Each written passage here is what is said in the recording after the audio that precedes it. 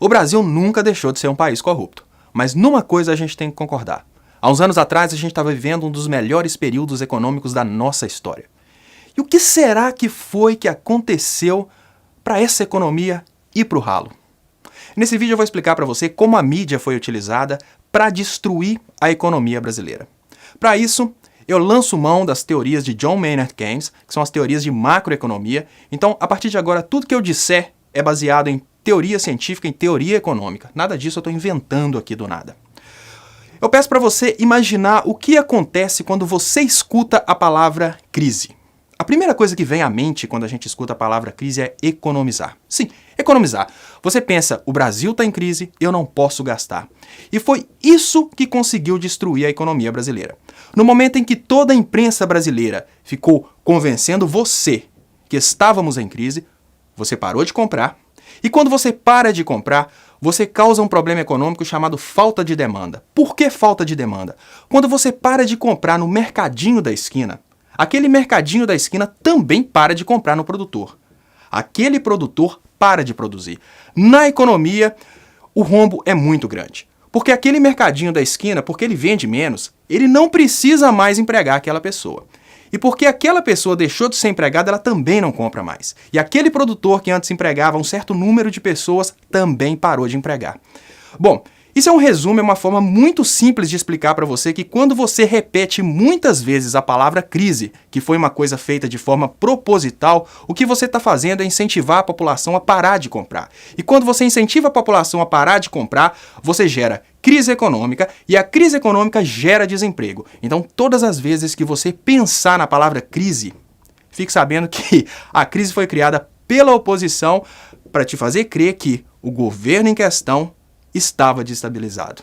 Por favor, compartilhe esse vídeo. Mais uma vez, imagino que a melhor forma de lutar contra a corrupção é com a informação. Bom, gente, mais uma vez eu estou fazendo esse vídeo aqui para o nosso grupo fechado. Eu vou aprofundar nas teorias do último vídeo que eu fiz, que foi sobre a fabricação, a fábrica de crise, como que a mídia utilizou as teorias econômicas de John Maynard Keynes para poder fabricar essa crise econômica que gerou esse desemprego que a gente está vivendo hoje. Mais uma vez eu vou aprofundar um pouco mais, então esse vídeo não é para, digamos assim, para pessoa comum do Facebook. Claro que eu não vou proibir de compartilhar, mas a gente tem consciência que esse vídeo não vai atingir da mesma forma todas as pessoas. É um vídeo que aprofunda um pouco mais. O que eu vou falar aqui é credibilidade do fazedor de política. Todos os assuntos são relacionados à macroeconomia de John Maynard Keynes. Então, credibilidade do fazedor de política, a falácia da composição. Então, depois que a gente fala set the bases, depois que eu criar essas bases teóricas, eu vou explicar como que teve aquela manifestação pré-copa, aquela manifestação, aquele processo de apodrecimento da economia pós-campanha, que a eletricidade, inclusive o preço da energia elétrica foi um pivô, e a crise como efeito a longo prazo, porque o povo comum, ele imagina que o governo tem o poder de flexionar a inflação, flexionar a crise, tudo isso, resolver isso com uma semana, mas não é. Isso é um processo que demora, às vezes, 2 anos para poder surtir efeito. Então, o governo faz uma coisa hoje para surtir efeito em 2 anos. A política monetária para influenciar a demanda que aconteceu depois que estourou a crise, o governo lançou mão de política monetária para influenciar a demanda, para salvar a empresa interna, mas isso não deu certo porque já havia caído a capacidade de produção brasileira. Então, o que todo mundo condena o governo pelo o dólar subiu, né? Eu adoro ver gente, economistas de internet falando, mas o dólar subiu. Não, isso foi uma tentativa do governo de flexionar a política cambial para o produto brasileiro ficar mais competitivo e salvar a indústria brasileira. E a inflação devido ao deslocamento da VPC, que eu vou explicar para vocês o que é. Então, eu vou começar com a credibilidade do fazedor de política monetária. Tudo que acontece hoje na política de todos os países, os países abertos, depende da credibilidade do fazedor de política. Por quê? Vamos imaginar que o Banco Central brasileiro prevê uma inflação de 6% para o próximo período. Quem viveu os planos anteriores, os planos monetários anteriores que tentaram congelar a inflação, vai lembrar muito bem como funciona essa questão da credibilidade da política monetária. O governo, através da política monetária do Banco Central, fala né, espalha para todo mundo. Gente, a expectativa de inflação para o próximo mês é 6%. Então todo mundo vai trabalhar, não para o próximo mês, para o próximo ano. Todo mundo vai trabalhar baseado naquela expectativa de inflação. Os bancos vão trabalhar baseados naquela expectativa de inflação, o comércio vai trabalhar baseado naquela expectativa de inflação. Então, já deu para entender como que é muito importante que haja credibilidade por parte do público quanto ao fazedor de política monetária. O que acontecia antigamente, que toda a política monetária brasileira antes do real dava errado, é porque o povo não acreditava na política monetária. Então o governo falava, a partir de hoje acabou a inflação. Ninguém acreditava, aumentava o preço dos produtos e isso ocasionava sempre o retorno do ciclo inflacionário.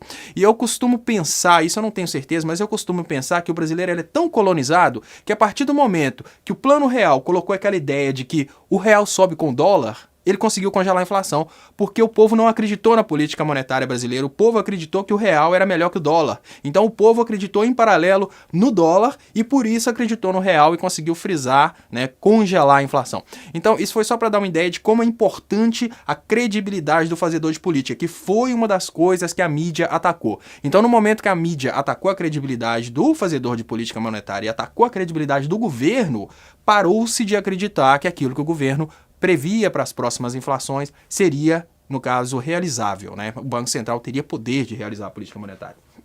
Agora, outra parte muito importante, que eu inclusive comento nesse vídeo, é uma coisa que faz a gente refletir, é o que Keynes chamou de fallacy of composition, que significa falácia da composição. O que significa falácia da composição? Vamos pensar que você, ou eu, ou até mesmo Dom Maria, do bar, ou seja lá quem for, pensa, eu vou juntar o dinheiro e não vou gastar durante 2 anos porque eu quero comprar uma casa. Isso é uma coisa que funciona, né? A Dom Maria pensou, eu vou gastar só daqui 2 anos porque eu quero comprar uma casa.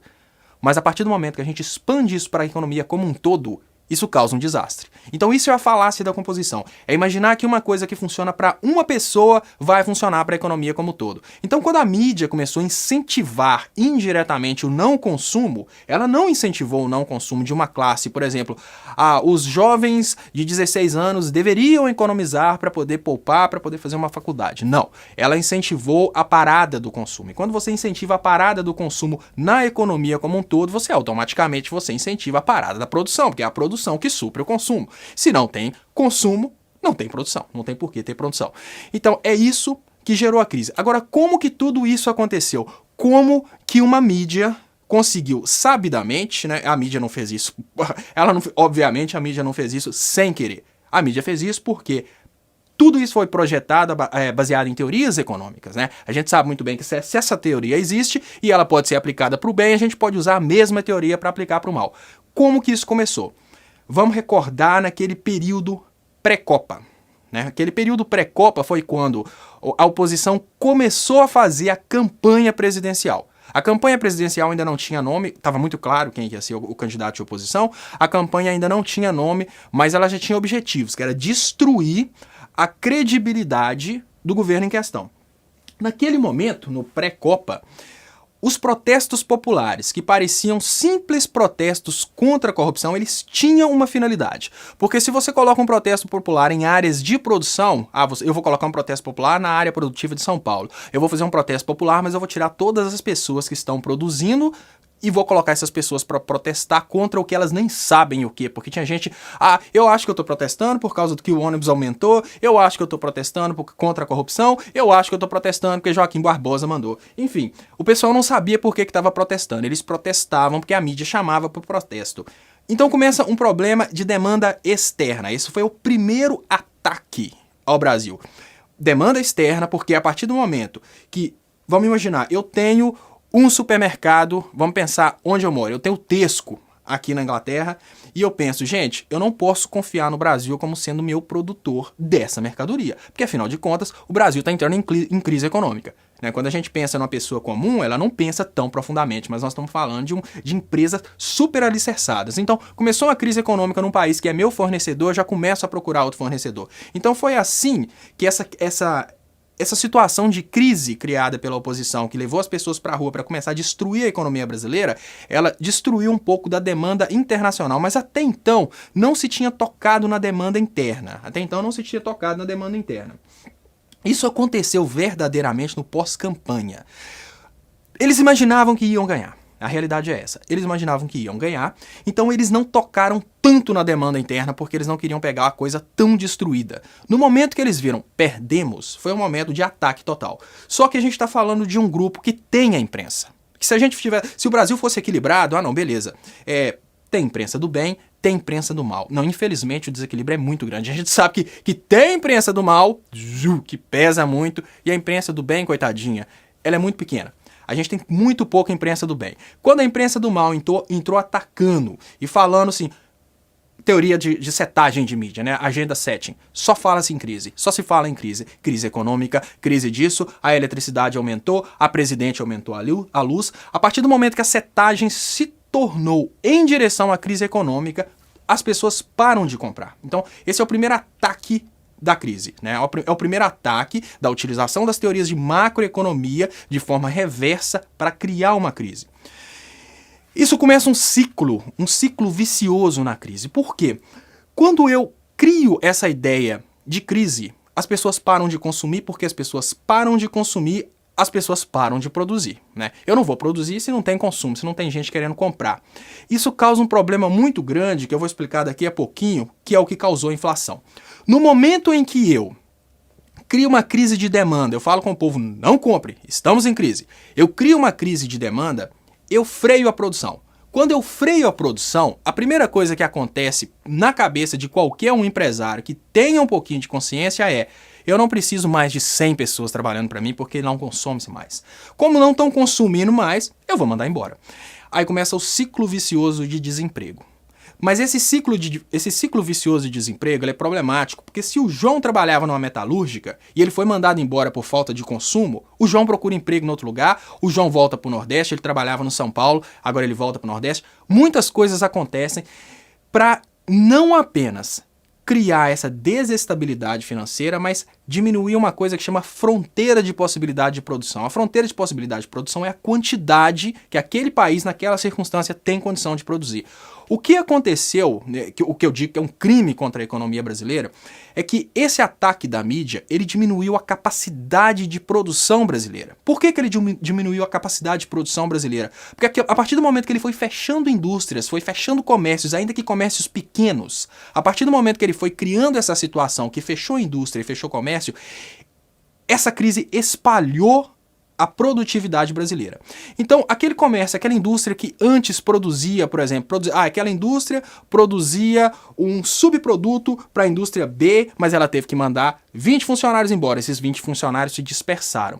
Então, entra a parte que eu falo, que é a política monetária, que foi a última tentativa do governo para retornar as coisas no eixo, que é o que causou a inflação. Até então a gente tinha uma crise de demanda, a inflação não estava subindo tanto, mas então o fazedor de política, que não é mãe de Ná, infelizmente, quem faz política monetária, quem faz política fiscal são pessoas de carne e osso como a gente, eles não são paranormais, eles têm que prever e decidir.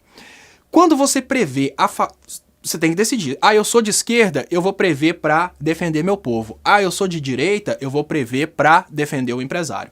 Então, o que o governo fez, na verdade, foi uma tentativa de defender povo e empresário, flutuando, flexionando a política monetária. O que todo o super inteligente, né, os economistas de internet acham que o dólar sobe, o dólar desce. Não. O governo flexionou a política monetária para o produto brasileiro ficar mais competitivo, vender mais no exterior, e vendendo mais no exterior, aquelas indústrias que pararam de vender dentro do Brasil por causa da crise causada pela mídia, elas voltam a produzir. Aí aconteceu o problema da inflação. Porque no momento em que o Brasil abriu as portas para vender mais para o exterior, porque o real se tornou mais barato, então fica mais barato comprar produto brasileiro, aconteceu uma coisa que chama incapacidade produtiva. Por que incapacidade produtiva? A gente tinha capacidade de produzir, vamos falar em PIB, o PIB no valor de 10 antigamente. A mídia chegou, deu o golpe da direita, caímos produção para 5. Só que agora o governo tentou injetar demanda internacional para a gente voltar para 10, mas a gente não tem mais capacidade de produzir 10, porque as empresas fecharam, porque as pessoas que antes estavam super especializadas, elas perderam especialização e agora as pessoas estão dispersas. Então, o crime contra a economia brasileira, o crime da mídia, né, paga pela direita, que trabalha para o internacional contra a economia brasileira, ela não só colocou a gente em situação de inflação e desemprego, ela colocou a gente em situação de incapacidade produtiva. Hoje, mesmo se tivesse a mesma demanda que a gente tinha há 6 anos atrás, a gente não tem mais capacidade de produzir naquele nível, porque as empresas já não são mais tão produtivas quanto antigamente. Então, na teoria econômica, o que a gente fala que, traduzindo, é a curva Phillips, que é a capacidade de produção naquele ponto. A nossa curva Phillips, ela deslocou para a esquerda. Digamos que o Brasil desindustrializou. E aí eu falo sobre por que o Brasil desindustrializar. Qual que é o interesse de camadas dominantes em o Brasil desindustrializar. Então eu vou um pouco mais a fundo e abrir o porquê disso tudo, né? A gente tem a maior fonte, talvez o maior estoque de energia do mundo, que é o pré-sal, e um país super industrializado, ele não vai vender esse pré-sal para fora. Se a gente tem indústrias, se a gente tem consumo interno e se a gente tem altos salários, não adianta uma Shell, uma Exxon, nenhuma empresa de fora comprar o pré-sal. O pré-sal só é interessante num local destruído onde as pessoas estão dispostas a trabalhar quase de graça. Então, os processos de colonização do Brasil, né, de segunda colonização do Brasil, não é apenas a compra do pré-sal, é a desindustrialização. Porque a partir do momento que o Brasil é desindustrializado, ele não usa a energia que ele tem disponível. Então o Brasil não precisa mais usar o pré-sal, então o Serra pode ter essa justificativa que a gente não tem por que segurar o pré-sal só para a gente se a gente não tem demanda para tanta energia. E ao mesmo tempo, eles têm mão de obra barata, porque se o país não tem indústria, não tem demanda para o funcionário perde o poder de barganha, e aí a gente vai ver engenheiro trabalhando por $200, a gente vai ver médico, pessoas super especializadas trabalhando na extração de petróleo por $200, que é o que acontece em países onde eles tomam o petróleo e implementam essa mesma política obscura que eles estão querendo implementar no Brasil. Então, agradeço mais uma vez pela credibilidade, né, que vocês me pediram no outro vídeo, esse eu tô tomando a iniciativa de fazer para postar no grupo, e espero que tenha ficado claro. Qualquer dúvida, por favor, pode falar que a gente grava mais. Muito obrigado.